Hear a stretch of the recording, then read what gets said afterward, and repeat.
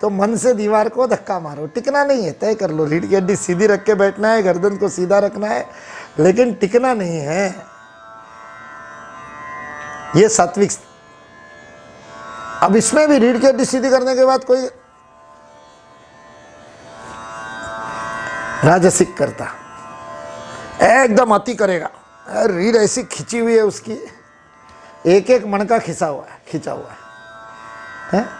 और दूसरा होगा रीढ़ की हड्डी सीधी करो, अच्छा सीधी करनी है, अरे सीधी कर भाई, हाँ और थोड़ी उसमें भी शारीरिक क्रिया में भी तामसिकता है। फिर सात्विक कौन है?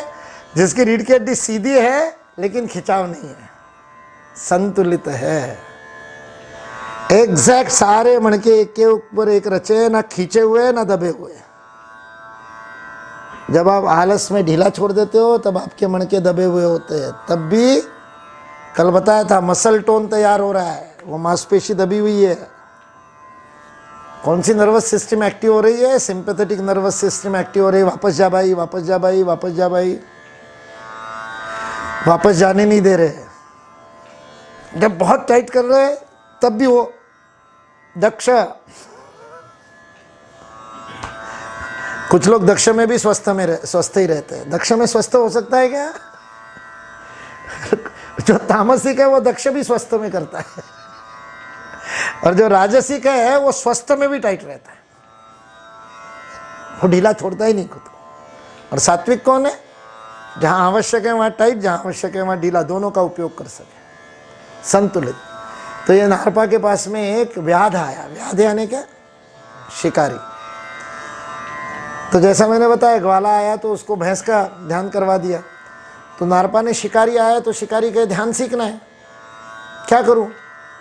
वो बेचारा सोच करके आया था, अहिंसा में उसका मन आ गया था, बौद्ध धर्म स्वीकार करना, अहिंसा करनी है। खूब प्राणी मार लिए मैंने, पक्षी मार लिए, खूब दुष्कर्म हो गया, अब मेरे को संन्यास लेना है, अब मैं जाकर के ध्यान सीखता हूँ। तो उसको लगा कि पद्मासन लगाना सिखा देंगे, सुखासन लगाना सिखा देंगे, गर्दन सीधी, रीढ़ की हड्डी सीधी रख के, आंखें बंद करके। तो वो इतना कुछ थोड़ा बहुत सीख के भी आया था। नारपा के सामने उसने बैठ के दिखा दिया, इतना तो मुझे आता है, अब आगे क्या करना है बता दो। आंखें बंद कर लिया, अब आगे क्या करना है?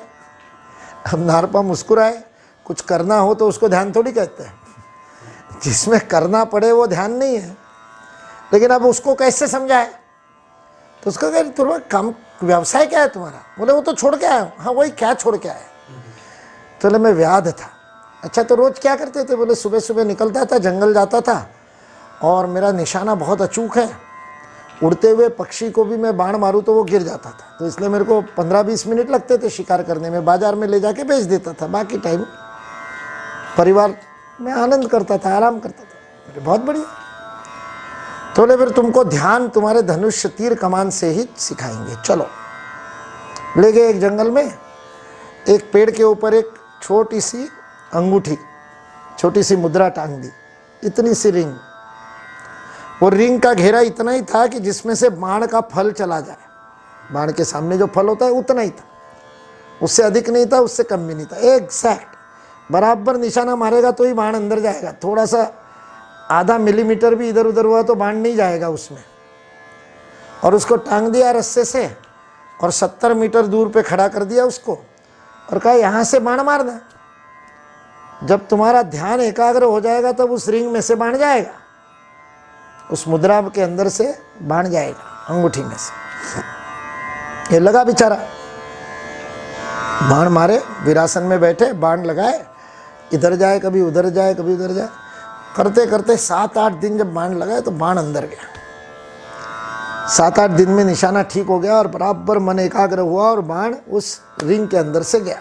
ये जोर से चिल्लाता हुआ गया, यूरेका यूरेका, गुरुजी मजा आ गया, आज तो बाण चला गया, अब तो मैं ध्यान सीख गया। बोले नहीं अभी नहीं, अभी बहुत टाइम है, जा। इसको समझ में नहीं आया। बोले जिस दिन तुम्हारा ये विचलित होना, ये हर्ष का अतिरेक, हर्षामर्ष भयोद्वेगैर, हर्ष और अमर्ष नहीं आएगा तब आना तुम, तब समझ में आएगा। अच्छा ये वापस आया। बोले क्या गुरुजी ये बताया था जो ये कर दिया, फिर भी वापस आके बाण मारा तो बाहर। बोले हाँ यार गुरुजी तो ठीक कह रहे थे, मेरा तो अभी सेट नहीं हुआ है। अभी देखा था ना अपन ने, अध्यात्म ज्ञान नित्यत्वम, नित्यत्व नहीं हुआ है अभी, कभी जाता है अंदर कभी बाहर जाता है। फिर दूसरे उस दिन प्रयास किया तो 10 में से 5 अंदर गए, 4 बाहर गए, 1 पता नहीं कहाँ गए। तो ऐसे चलता रहा और चलता रहा। फिर 7-8-10 दिन बाद में, महीने भर बाद में 10 में से 10 बाण उसमें से जाने लगे। जब 10 में से 10 बाण जाने लगे तो इसको लगा अब तो ठीक है। इसने कहा फिर भी अभी जाऊंगा तो गुरुजी फिर कुछ मीन मेख निकाल देंगे, थोड़ा और करता हूँ। दूसरे दिन, तीसरे, जब 7 दिन लगातार सारे बाण उस रिंग में से जाने लगे, तब इसने कहा अब पक्का है। शांति से जाकर के बैठ गया गुरुजी के पास। गुरुजी सारे शिष्यों से बात कर रहे थे या कर भी नहीं रहे थे, बैठे थे, मुस्कुरा रहे थे, कभी इसकी तरफ देख करके। वो नारपा ऐसे ही थे, प्रवचन का घंटा भर बैठे रहते थे लोग, एक भी शब्द नहीं बोलते थे। किसी दिन 1 आध शब्द बोल देते थे, फिर चुप हो जाते थे। किसी दिन पूरे टाइम धड़ धड़ धड़ धड़ धड़ धड़ धड़ धड़ धड़ धड़ धड़ धड़ धड़ धड़ धड़ बोलते थे, हाई डेसिबल में, मुकुल जी के भाषण की तरह। किसी दिन ऐसा बोलते थे कि कान लगा के सुनो तो सुनाई नहीं दे। अब उसके पीछे भी उनके रहस्य थे सारे। और अभी मैं पूरी नारपा की आत्मकथा नहीं सुना रहा हूँ, बड़ी सुंदर पुस्तक है, पढ़नी चाहिए। मिल्लारिपा ने लिखी है अपने गुरु के बारे में, अद्भुत किताब है। खैर, तो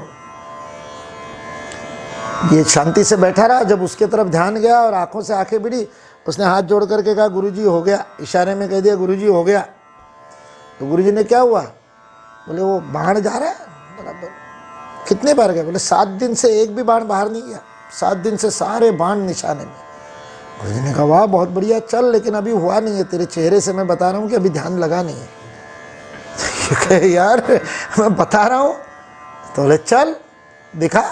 और गए और उसने लिया बाण, और गुरुजी खड़े और उसने वीरासन लगाया और ये प्रत्यंचा खींची कान तक और छोड़ी। सरसराता हुआ बाण गया उस छेद को, मतलब उस अंगूठे के बीच में से निकला और जाकर के सामने वाले पेड़ पे जाकर के खट्ट से वो बाण की लगा। इसने देखा गुरुजी की तरफ, गुरुजी मुस्कुराए, अभी समय लगेगा।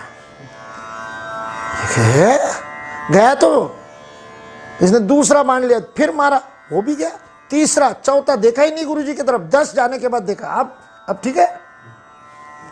गुरुजी कहे नहीं भाई अभी भी ठीक। अब इसको आया गुस्सा, क्रोध, अहंकार तो होता ही है ना। वैसे अपने से बड़ों के प्रति अहंकार नहीं होना चाहिए। अहंकार या अपमान तो तब होता है जब छोटा बड़े का करे। बड़ा छोटे को कुछ कहे तो उसमें अपमान अनुभव नहीं करता, पर होता ही है। वो मारवाड़ी में कहावत है कि धूल में भी पैर मारोगे, पग मारोगे धूल में, तो वो भी जाके सिर पे बैठेगी। धूल का भी अपना अहंकार होता है। धूल का है, मिट्टी है, उसका भी अहंकार होता है। तो ये तो जीता जागता इंसान है, छेड़ोगे तो फिर तो भड़केगा ही। तो वो बेचारा इतने दिनों से इतनी मेहनत की, कितने 6-7 महीने हो गए थे बेचारे को करते करते, और सारे बाण चले गए। जो गुरु ने बोला वो कर दिया, आपने जो बोला वो तो कर दिया ना, सारी बातें तो करता हूं आप जो बोलता है वो। और उसके बाद भी आप कह रहे हो कि नहीं हुआ। समझता क्या है आपको, आपने कभी बाण चलाया? नारपा ने कहा नहीं भाई मैंने तो कभी नहीं चलाया। तो बोले जब आपको धनुष बाण चलाना आता ही नहीं है, तो मैं पूरे 10 में से 10 बाण रिंग में से डाल रहा हूं, तुमने जो बताया खुद को तो कुछ आता नहीं, और मैं बता रहा हूं ये ठीक है, और फिर भी आप भिड़ रहे हो, फिर भी मना कर रहे हो। आपको नहीं मेरे को शिष्य लेना तो भगा दो। तो नारपा ने कहा नहीं भाई मैं जो है वही बोल रहा हूं, मेरे को क्या है, तुम्हारा हो जाएगा तब बोल दूंगा कि ध्यान तुम्हारा पक्का हो गया। वैसे बोलना भी नहीं पड़ेगा, तुमको भी समझ में आ जाएगा जिस दिन हो जाएगा उस दिन। तुम मेरे को पूछने आ रहे हो, इसी का मतलब गड़बड़ है, अभी तक मतलब फाइनल हुआ नहीं। बोले नहीं ऐसे नहीं, तुमको आता तो है नहीं, या फिर तुमको जो आता है वो मेरे को सिखाओ, तो उसमें मैं तुम्हारी मानूंगा। मेरे को जो आता है उसमें तो बोले बता दे कैसे चलाते बाण, मैं सीख लेता हूँ। नारपा ने कहा। तो इसने सिखाया कि ऐसे रखते, ये सामने वाले चारों उंगलियों को ऐसे रखते, और इधर से ये दोनों उंगलियों में बाण पकड़ा जाता है, अंगूठे का उपयोग नहीं होता बाण पकड़ने में। जो एकलव्य का अंगूठा काटने से परेशान है उनको पता नहीं है कि धनुर्विद्या में अंगूठे का उपयोग होता ही नहीं। आप ऐसा बाण पकड़ोगे तो कभी बाण निशाने पे नहीं लगेगा आपका। आपका यदि बाण निशाने पे लगना है तो इन 2 उंगलियों में ही पकड़ना पड़ता है। तो वो बाण उसने पकड़ने का सिखाया। प्रत्यंचा ऐसे खींचनी होती है और दृष्टि सामने एकाग्र करनी लक्ष्य पे, और बाण का कोना, नोक और वो सामने वाला लक्ष्य आपके आंख के एक रेखा में एक बिंदु हो जाए और कुछ सृष्टि में दिखाई नहीं दे, तब बाण छोड़ना।